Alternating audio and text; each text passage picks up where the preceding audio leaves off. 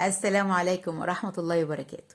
معكم رشا النشاوي للتورت والجاتوهات والإطباق أونلاين. ازيكم أحلى متابعين في الدنيا؟ عاملين ايه؟ رب يكونوا كلكم بخير. لو انت بتشوفيني لأول مرة يا ريت ما تنسيش تعملي لايك وشير وتفعلي زر الجرس على كلمة الكل علشان يوصلك كل جديد أول بأول. زي ما انتم شايفين فيديو النهاردة أو وصفة النهاردة تكملة للاختراع اللي كان في الفيديو اللي فات. اختراع الفيديو اللي فات اللي قلت لكم فيه ان هي كانت كيكه صفيحه السمنه اللي طلعنا منها ما شاء الله كيكه بارتفاع 19 سنتي، غير ان كمان الشوايه كانت اكلت منها طبقه، وطلعنا الناتج عنها كان 10 طبقات كيك. والكيك ده النهارده ان شاء الله عملت منه ثلاثة منه تورته مقاس 14 طلعتهم طبعا فوري، وان شاء الله اتباع الجروب. زي ما قلت لكم في الفيديو اللي فات الاختراع ده كان مشترك بيني وما بين اختي ام عمار صاحبه جروب باستري كيك. النهارده هنشوف المقادير وان شاء الله اسيب لكم لينك الفيديو اللي فات في صندوق الوصف. اول حاجه هنبدا بعمل طبعا الكيك في الفيديو اللي فات. هنعمل بقى هنا الكريم شانتيه. الكريم شانتيه معانا هنا 150 جرام كريم شانتيه خام بدون سكر، انا بستخدم هايبر توب المتحده. وهنا معانا معلقتين جناش، طبعا سيبكم اللينك بتاعه ان شاء الله في صندوق الوصف. ومعانا معلقه كاكاو خام باودر اسباني. انا كنت هنا اقول لكم بقى قصه الكيكه دي. انا كنت طبعا عملت كيكه صفيحه السمنه واكيد انا عرضتها على الجروب وعرضتها على القناه في الفيديو اللي فات. وزي ما قلت لكم برضو المره التانيه بقولها الاختراع ده كان مشترك بيني وبين اختي ام عمار صاحبه جروب باستري كيك. ان شاء الله ممكن اسيب لكم لينك الجروب في صندوق الوصف لو انتوا عايزين تشوفوا من شغلها. كنت عرضت 3 من تورته من الكيكه اللي فاتت على الجروب، وكانت انا مزيناها بالجيلو الفراوله وجيلو المانجا وجناش الشوكولاته. ان شاء الله هعملها لكم في فيديو قريب. بس طبعا في عميله طلبت مني فوري كده وقالت لي انا محتاجه يكون التورته من فوق كلها جناش شوكولاته وعايزه نفس البوكس ده. البوكس عباره عن 3 تورتات. هقول لكم ان شاء الله في اخر الفيديو انا طلعت البوكس ده بكام. انا هنا اول حاجه جبت الكيك زي ما انتم شايفين، طبعا برضو شفتوا الجزء ده في الفيديو اللي فات. طبعا المنشار كان مرتفع، يعني الكيكه مرتفعه اكتر من المنشار زي ما انتم شايفين. اضطريت اقسمها نصين بالطرنش علشان اعرف اقسمها. والفيديو ده طبعا المقطع ده كان في الفيديو اللي فات. وتقطع معانا 10 طبقات، غير ان طبعا في طبقه رفيعه هتتبقى، غير ان كمان في طبقه لزقت مني في الشوايه، لان زي ما قلت لكم ان انا بشتغل في الفرن الكهرباء بعكس طبعا فرن الغاز. يكون قدامك مساحه كبيره جدا. ان شاء الله تابعيني لاخر الفيديو علشان كل الاسئله اللي انا سالت عليها في التعليقات هرد عليها ان شاء الله. شايفين ادي طبقه اتبقت معايا هنا اهي. غير ان كمان انا هنا سالت في التعليقات عملت المنشار على رقم كام. المنشار زي ما انتم شايفين عملته على رقم 9، واكيد سمك الكيك واضح جدا قدامكم. انا هنا الكريم شانتيه لو تلاحظوا انا ما حطيتش فيه سكر. هتقولي ليه ما حطيتش فيه سكر؟ لان انا بديل السكر عندي هنا جناش شوكولاته. حابه تحطي معلقه سكر ده براحتك انت. 150 جرام لو انت ضربتهم مظبوط. طبعا حطيت الميه بالتدريج، حطيت حوالي عن 150 جرام دول حوالي عن كوبايتين ميه متلجين من الفريزر. انت طبعا حسب الوقت اللي انت شغاله فيه. لو انا شغاله في الصيف هتكون الميه اقل من كده بكتير. زي ما انتم شايفين دلوقتي انا حطيت معلقتين جناش ومعلقه الكاكاو الخام، الكاكاو البودر الخام الاسباني. انا جبت البورد ده مقاسه 16، طبعا مخصص للميني تورته.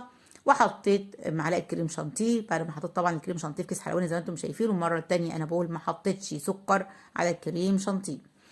طبعا انا ما سقتش الكيك لان الكيك طري جدا وهش جدا زي ما انتم شايفين. ان شاء الله انتظروا مني اختراعات قريب كتيره برضو بحاجات ممكن تترمى وما انتوش هتستعملوها في اي حاجه، بس هتستغلوها بدل ما تشتروا في ايام الغلا اللي احنا فيه ده. بدل ما تشتروا اي حاجه يعني من اي حلل للكيك، زي ما طبعا الحاجات دي غلت جدا دلوقتي.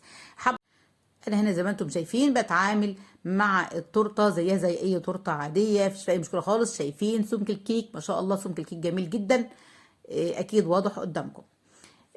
انا هنا حطيت بين الطبقات الكريم شانتيه كالمعتاد. حابه تحط حشو ده براحتك انتي، حابه تحط صوصات ده براحتك حسب السعر اللي انت هتطلعي بيه. مفيش غير اخر طبقه بس الكريم شانتيه اللي احنا بنسويها بالسباتيولا. انا جبت ورق الفاكيوم الشفاف ده بيتباع عند مستلزمات الحلواني. ما تسالونيش السعر بايه لان كان عندي من فتره طويله جدا، بس على ما يجي الوقت اللي انا استخدمه. قصيت لفيت حوالين التورته بالشكل ده، وقصيت الجزء اللي انا محتاجاه بس. ارتفاع ورق الفاكيوم ده ارتفاع 10 سم، في ورق فاكيوم ارتفاعه 7 سم هستخدمه معاكم ان شاء الله في فيديو قريب. فالارتفاع ده مناسب جدا، يعني ما شاء الله شايفه التورته مرتفعه، وما شاء الله الكيك كمان حجمه سميك جدا. خلصت كده التورته الاولى، الموضوع مش هياخد منك اي وقت خالص، موضوع سهل وبسيط جدا. عملت نفس الحكايه في التورته الثانيه. قصه التورته دي زي ما قلت لكم، انا بحب ان انا لما بعمل حاجه زي ما انتم متعودين بطلع دسته الجاتوه تلاقيها كلها اختلاف بسيط في الصوصات، لكن التزيين او الفينش الاخير بيكون زي بعض. برضو انا كنت حاطه على الجروب في اليوم ده 3 من تورته عاملاهم برضو من صفيحه السمنه، وعرضتهم. فاليوم ده عميله طلبت مني، اتصلت عليا وقالت لي انا عايزه نفس العرض ده بس يكون بشوكولاته. فطبعا قلت لها انا عندي كيك، كنت خابزه برضو الكيك ده علشان ابقى يعني انزل لكم الفيديو، كنت خابزاه في صفيحه السمنه. فطبعا يا دوب كنت مخلصاها وهدخلها في التلاجة، فعميله اتصلت بيا وقالت انا عايزه شوكولاته. ده طبعا اللي عندي كيكه فانيليا. قالت لي خلاص مفيش مشكله، تقدري ان انت تعملي لي الكريم شانتيه شوكولاته والفينش بتاعها يكون شوكولاته. قلت اوكي. فقمت، يعني الموضوع ما خدش مني ساعه زمن الحمد لله. قمت في ثواني خلصتهم. فمن غير صراحه العامله ما تقول لي انا بحب اعمل الفينش زي بعض، فتشوفوا دلوقتي في اخر الفيديو الفينش ازاي. فينش جميل جدا وبسيط وسهل وشكله شيك ورقيق. انا بحب صراحه الشغل بالشوكولاته قليل جدا لما بطلب مني تورت شوكولاته، بس ان شاء الله اعمل معاكم قريب حتى تكون كيكه كمان شوكولاته. فسبحان الله بعد ما خلصت الفينش وفنشت التورته، لقيت العامله بعتلي على الواتساب تقول لي يا ريت تعمليهم اشكال زي بعض، وكنت انا عاملاهم بالصدفه لان ده ذوقي فعلا في التزيين. فصراحه عجبتهم جدا وعجبهم الحجم. من ناحيه سعر البيع يا جماعه، اللي كل بيقعد يسالني سعر البيع يا جماعه حسب خاماتك، يا جماعه حسب المكان اللي انت فيه. ممكن واحده تكون بتشتري خامات ارخص من خاماتي بكتير جدا، ويكون المنطقه عندها حيه وبتبيع اغلى مني، مفيش اي مشكله، فانت لازم تحسبي خاماتك. انا بالنسبه لي يعني التورت دي ناس كتيره بيجيب خامات ارخص من السعر اللي انا بجيب بيه، ومع ذلك بيبيعوا التورت دي غاليه، فهو المنطقه اللي فيهم كده. فانت لازم تحسبي خاماتك، ولازم تحسبي حسب المنطقه والمكان اللي انت فيه. انا عملت تاني تورته بنفس الطريقه، اكيد سمك الكيك واضح. الكيكه ما شلتش منها حاجه من الجوانب خالص، بسم الله ما شاء الله جميله جدا.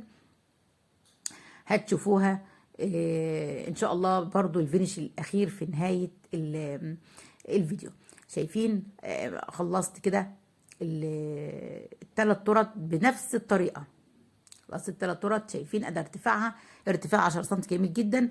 البورد التورته او الكيكه مقاس 14، البورد مقاسه 16. انا طبعا حطيت الثلاثه دول كلهم في كرتونه واحده. انا جبت هنا جناش سيحت على الحمام بخار، هسيب لكم ان شاء الله لينك الجناش في صندوق الوصف، مع لينك الجروب بتاعي على الفيسبوك، ولينك الايميل بتاعي، ايميل باسم محسن عماره وايميل باسم رشا نشاوي. اللي حابب يشوف تطبيقاتي ويشوف شغلي على الفيسبوك على راسي من فوق. الجناش طبعا انا ما دخلتش التورت التلاجة زي ما دايما احنا متعودين ان احنا ندخلها التلاجة بنحط الجناش، لا الموضوع ما كانش مستاهل خالص. جبت الجناش بالشكل ده وحطيته على الثلاث تورت وتميلها يمين وشمال. طبعا انت مثبته التورته كويس على البورد، مش بتحتاج اي حاجه خالص، يعني مش بتقع معاكي ولا اي حاجه. بعد ما حطيت الجناش بالشكل ده سيبي بس يعني الجناش يتماسك بس 5 دقايق على بتجهزي الاشكال التزيين اللي انت هتجهزيها. طبعا هنا كان الاوردر ده كان الطلب مني يعني وقتي كده، على ما حطيت الميه للكريمه تتلج في الفريزر، كنت انا سيحت شوكولاته بيضه وشوكولاته بني على الحمام بخار، وعملت اشكال في مولدات سيليكون هتشوفوها دلوقتي. لو انتم عايزين تشوفوا الاشكال او الشوكولاته بتتعمل ازاي في مولدات السيليكون، مش مشكله، سيبوا لي تعليق في كومنت وانا ان شاء الله اعمل لكم فيديو مخصص للاشكال اللي بتتعمل في مولدات السيليكون. زي ما انتم شايفين انا ما جبتش الجزء ده لان كنت مستعجله وما لحقتش ان انا اصوره. انا عملت هنا معالق في مولدات السيليكون، وعملت اشكال اللي هي الشبابيك دي. طبعا انا كترت علشان لو في اي اوردر بعد كده ما استناش لما افضل اسيح. انا عامله عندي علبه تشوفوها دلوقتي بحط فيها اي اشكال، واي وقت انا محتاجه اي شكل ادخله في تورته بدل ما اسيح شوكولاته مخصوص بقوم عاملاها الاقيها موجوده عندي جاهزه اوريدي. انا هنا كان عندي كيت كات، حطيت في كل واحده كيت كات زي ما قلت لكم، انا حبيت اخلي التورت كلها زي بعض تعادل كده. حطيت في كل واحده برده 3 كريسبات، شايفين كريسبي بيتي وكريسبي اللي هو لون البترول الازرق ده، وكريسبي فضي في الناحيه التانيه. انا جبت جيلو كراميل ده المتحده، طبعا انا عندي بحطه في العلب دي، وبدات اعمل خطوط على الكيكات بالشكل ده. طبعا التورته قدامك، انت مطلعه كل اشكال التزيين اللي تقدري تحطيها وعينك اللي بتشوف. طبعا العامله ما طلبتش شكل ايه، كل الحكايه كانت طالباها بالشوكولاته. انا جبت اشكال، بس طبعا الكاميرا مش موضحاها، على هيئه نجوم وعلى هيئه قلوب، اشكال جميله جدا من الكريسبات الصغيره اللي هي تنفع. كانت عندي من زمان ومش عارفه استخدمها في ايه صراحه بجد، هي نفعت جدا للمينو تورته زي ما انتم شايفين. بدات احط في كل تورتايه زي التانيه، وده الموضوع اللي عجب العميله جدا. تقريبا كانت هتتقسم على حد علشان كل يكون زي بعض، فسبحان الله يعني هي طلبت الطلب ده، وانا عملته قدرا من عند الله.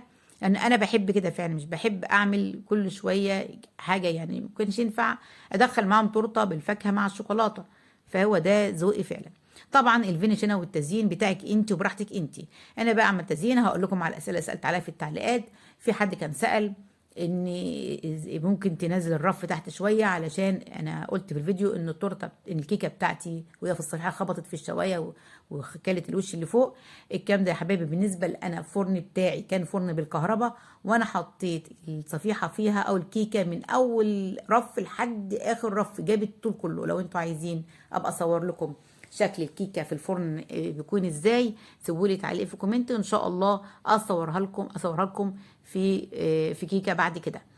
نفس الحكايه برضو، عشان ما فيش واحده تقول لي لا ده هي نفعت عندك في الفرن الكهرباء ومش تنفعش في الفرن الغاز. لا ده بالعكس، ان هي تنفع في الفرن الغاز اكتر. اختي اللي جربتها طبعا قبلي كانت الفكره زي ما قلت لكم مشتركه، عاملاها في الفرن الغاز ما فيش فيه اي مشكله، وفرن عادي جدا ما فيش فيه اي مروحه ولا اي حاجه.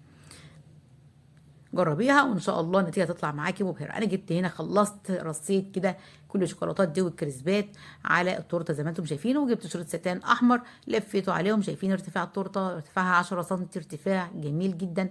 والتورته زي ما قلت لكم حجمها 14 سم. اي سؤال اي استفسار يسيبوا لي تعليق في كومنت، وانا ان شاء الله ارد عليكم. صراحه يا ريت كده يعني تشجعوني، واللي ما اشتركش في القناه ولسه شايفها جديد يا ريت يشترك فيها، علشان الاختراع ده مفروض صراحه يطلع ترند، يعني عشان تشجعوني ان انا انزل لكم حاجات تانية ان شاء الله، وافكر لكم في اختراعات تانية كتير. هنا ان شاء الله انا جبت لقيت كده بعد ما خلصت التورته زي ما انتم شايفين، لقيت برضو حاجه كده ناقصه كده وحاجه كده مش عاجباني. زي ما قلت لكم ان انا عندي علبه كده بحط فيها اشكال شوكولاته، فجبت هنا حطيت في كل واحده قلب. يعني القلوب دي بتتعمل في اشكال ترانسفير، بس صراحه كنت انا جايباها في العلبه دي كده مشكله جاهزه. كانت من فتره تقريبا، بس انا ان شاء الله عايزه اجيب المولد اللي هو بتاع القلوب ده علشان اعمله في التورت اللي جايه ان شاء الله. ان شاء الله يا حبايبي اجمع لكم الفيديوهين دول في فيديو كامل، يعني الفيديو اللي فات بتاع عمل الكيك والفيديو ده بتاع التزيين هخليهم ان شاء الله في فيديو كامل، عشان اللي حابب يشوف الوصفه من اولها للاخر يشوفها ان شاء الله يلاقيها على القناه. وزي ما انتم شايفين انا ده شكل التزيين النهائي. انا طلعت اللي حطيتهم في كرتونه مقاس 30 في 30، طلعت العرض ده ب 200 جنيه، بس هو كان المفروض ب 220، بس انا كنت عامله عرض طبعا بنفس الثلاثه من تورته قبلها على الجروب، والطلب نفس العرض ده. وبكده خلاص يا حبايبي وصفه النهارده خلاص خلصت. يا رب تكون عجبتكم، يا رب كنتش طولت عليكم. يا ريت عجبتكم ما تنسونيش في اللايك والشير وتفعلوا زر الجرس علشان يوصلكم كل جديد اول باول. وان شاء الله يا حبايبي انتظروني في فيديو جديد بوصفه جديده باوردر جديد من اوردرات رشا النشاوي. والسلام عليكم ورحمه الله وبركاته.